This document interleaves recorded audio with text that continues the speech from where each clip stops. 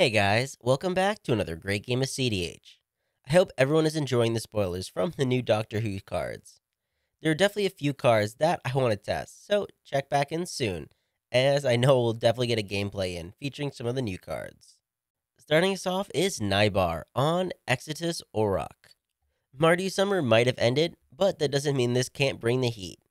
While still looking to combo quickly, Extus allows for even more value-oriented gameplay, allowing you to grind into the mid to late game better than some of the other commanders available in these colors. Looking to reanimate either an Abdel Adrian or just gain value by recycling Dockside. And boy, was this a fun list to see in action. Next up is Ghost Stealers on Zur the Enchanter. Shimmer Zur is back, and with the addition of Liberator and Born Upon the Wind, it's better than ever. These cards allow for Zur to just sit back and relax, allowing for instant speed wins atop other wins, while relying on Zur's insane engine with Necropotence to force your opponents into action, or else be buried in card advantage.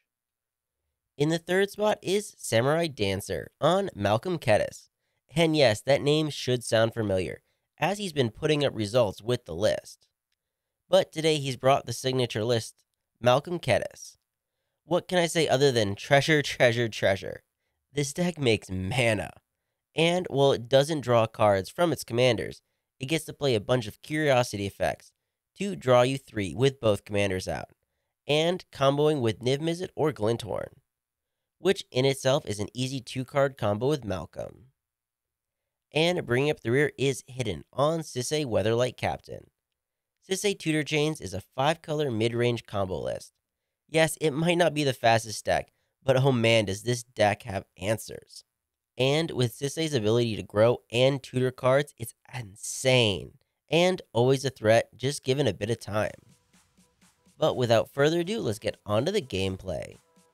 Samurai mulls to 5, with Nybar starting off the game with a Luxury Suite and cast a turn 1 Ragavan. Ghost Stealer plays a Sea of Clouds into a Mana Crypt, following that up with a Mana Vault. Samurai plays and cracks a Scalding Tarn. He grabs out a Volcanic Island, passing after that. Hidden cracks a Wooded Foothills for a Trop Island, and casts a Birds of Paradise. Nybar has a Polluted Delta and has the combat. He sends the Monkey at Ghost Stealers to hurt his future Necropotence, and without any blockers, Stealer exiles an Imperial Seal off the top, with Nybar getting a treasure. Then, on his second main, Nybar cracks his Delta for a Scrubland, and casts the Imperial Seal. He finds a card to put on top, with Stealers flashing in a Shimmer Mirror at his end step. Ghost Stealer untaps and takes 3 from his Crypt, then 1 from his Vault, ending his turn with a Cavern of Souls naming Wizard. Samurai plays an Ancient Tomb and takes 2 for a Malcolm, following that up with a Lotus Petal. Hidden has a Mana Confluence and casts a Mystic Remora. There are no responses, and Hidden continues with the Dranith Magistrate, with Nybar at his end step cracking his treasure to flash in an Archivist of Ogma. Nybar plays a Badlands as land and has the combat, this time sending the Monkey at Samurai, who decides to not trade his commander, and exiles a Wooded Fiddles off the top. Ghost Stealers untaps, takes 1 from the Mana Vault, but is safe from his Crypt. Although it's Samurai that's in trouble, as a wild Najeela Vader comes out to prowl. Samurai in his turn takes another 2 to cast an Ophidian Eye, targeting Malcolm. He does give a card to Hidden, but the enchantment sticks, as he heads to combat and sends Malcolm at Hidden, who takes 2 with Samurai gaining a treasure and a card draw. Hidden untaps, pays for his fish, and plays a City of Brass. Needing even more mana, he then casts an Ignoble Hierarch into a Bloom Tender.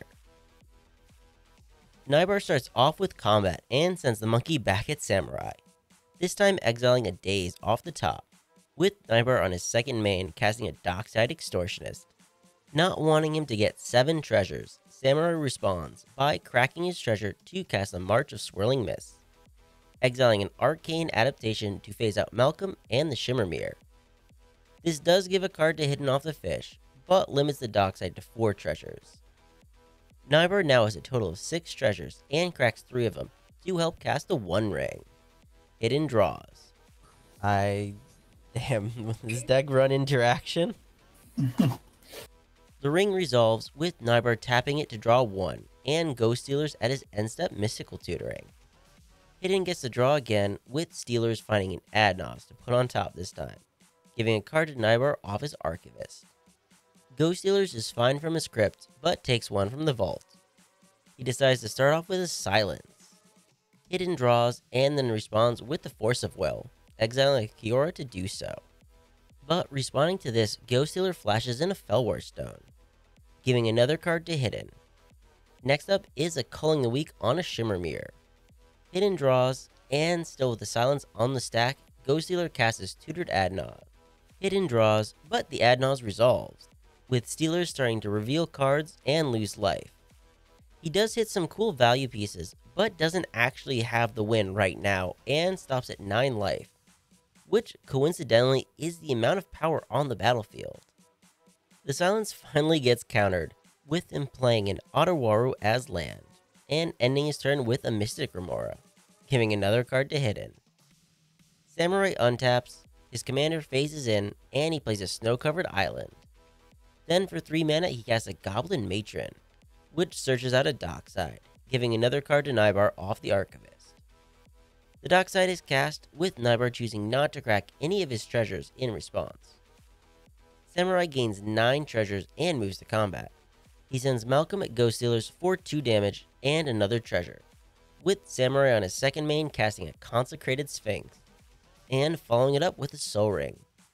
So you're casting Soul Ring right now? Yeah, the question is, are we giving him an extra 4 cards? I would argue not. Here's why. So here's why I would argue Steelers you want me to. If y'all can refrain from drawing cards just this turn, I will deal with the Consecrated Sphinx. You can back me up. But you probably just win next turn. Yeah, I think you guys want me to draw the cards. I don't win. As long as there's a Draft Magistrate out, I don't win. I would like to draw a card. So you guys can draw your cards, I'm going to respond to these Mystic Remora triggers, if that's cool. Yeah. But responding to the Mystic Remora trigger, Nybar casts a Swords to Plowshares on the Sphinx. The table makes a pact not to draw off this round of Mystic Remoras, and the Sphinx is exiled, with the reward being a draw off their fishes from the Soul Ring. Samurai then follows it up with a Tezzeret, with both Hidden and Ghost Stealers drawing again. The Walker resolves and is down ticked for 4, killing the Planeswalker and gaining him the One Ring, which is then tapped to gain a bird encounter and draw him a card. Hidden untaps, pays for his fish, and then casts a Deathrate Shaman. Hidden did draw a bunch of cards, but unfortunately for him, they were mostly lands, as he has the combat. He sends the Drannith at Stealers for 2 due to the Exalted trigger, with Hidden on his second main casting a Selvala. He then plays a Taiga as land, and with his leftover floating mana casts a Catilda, with Nybar at his end step casting an Abrade, targeting the Drannith. Stealers and Hidden draw, with the Abrade actually resolving. Although unfortunately for Nybar, this is a misplay, as with Exalted, Drannith is actually a 2/4 until end of turn, and survives the 3 damage marked on him. I'd be very sad. I lose my protection. Hey, you were batting 1,000 up until that point. I know, I was playing so carefully. Nybar takes 1 from his ring, and then taps it to draw 2 more cards. He plays a Spectator seeding his land for turn, with him then heading to combat. He sends the Monkey and Dockside at Ghost Stealers. He wants the Ragavan card, and decides to leave him alive for now. Stealers exiles a Jeweled Lotus, and on Nybar's second main, he casts his own Imp Seal. Ghost Stealers and Hidden draw, with Nybar finding a card to put on top. Surprised he actually made it back to his turn, Ghost Stealers untaps. And on his upkeep, he puts the Mystic Remora and Mana Crypt trigger on the stack. He does have a response though, as he casts an Angel's Grace, as to not lose the game on bad luck. Hidden does get to draw, but the Grace is good, with Stealers then rolling for Crypt. And luck was actually on his side, as he wins the Crypt. Now with the Mystic Remora trigger on the stack, Ghost Stealers cast a Born Upon the Wind. Hidden gets a draw, but Ghost Stealers is going for the win, and is still able to flash things in, as he casts a Chrome Mox. Hidden draws, and Ghost Stealers imprints a Smothering Tithe. Then a Rain of Filth comes out and Hidden draws again. Ghost Stealer's unfortunately miscounted and needs his land drop to continue, as he then heads to his main phase, dropping to 1 from his tap vault. He then plays a Scrubland as land and casts a Peer into the Abyss by tapping out and sacrificing most of his lands. Hidden does get to draw, and while it's not counter magic, it is something he can cast, as he casts a Vamp Tutor. Hidden is going to have to rely on the table though for help, as he tutors out something that is definitely not a Mindbreak trap. Nybar gets to draw from the Archivist, and only has one thing he can cast to let Hidden draw, as he casts a Silence. Hidden draws off the fish, but the Silence resolves, following that up with the Peer into the Abyss, dropping Ghost Stealers to 0, who unfortunately can't do anything due to the Silence and dies, handing the turn over to Samurai. Samurai loses 1 from his ring and casts a Siren Storm Tamer. Heading to combat, he sends Malcolm at Hidden, with the 2 goblins heading at Nybar. Hidden can't block, but Nybar chooses to eat the dockside with his Archivist. Samurai gets a draw and a treasure, with him tapping his ring for 2 more cards, playing a Mana Confluence and passing after that. Hidden untaps and continues to pay for his fish. He has a Badlands as land and starts off with a Teferi Time Raveler. Nybar does have a response, although it's a soul partition and not a counterspell for the Walker, as he targets the Selvala. Hidden does respond as he taps the Drannith for mana to activate Selvala for 2 blue. The partition then exiles the elf, and Teferi then resolves, with Hidden following that up by casting his commander Sisay. And with all the mana dorks he still has, he can then activate Sisay to grab out Saheeli Ray, who can downtick to create a token copy of his Bloom Tender, letting the hasty copy tap for Wooburg and continue his search. This time grabbing Abenatu, who downticks to flicker Saheeli, who also downticks for another Bloom Tender, and a search. This lets him grab a Nico Bolas, Dragon God, who has Abenatu's ability to flicker Saheeli, and finally search out an Oath of Teferi. And with that, he can infinitely flicker the 2 walkers for infinite Planeswalker activations, which lets him infinitely Saheeli for an army of hasty creatures to take his opponents out and win him the game. And before I get onto the game review, I do want to thank a special Patreon member, Josh Schutt, for his support of the channel, along with all of our other Patreon supporters as well. Game review. Well, it looks like Hidden's patience paid off. I was worried that taking it slow and just building my mana would put me too far out of the game, but I think I did get a bit lucky.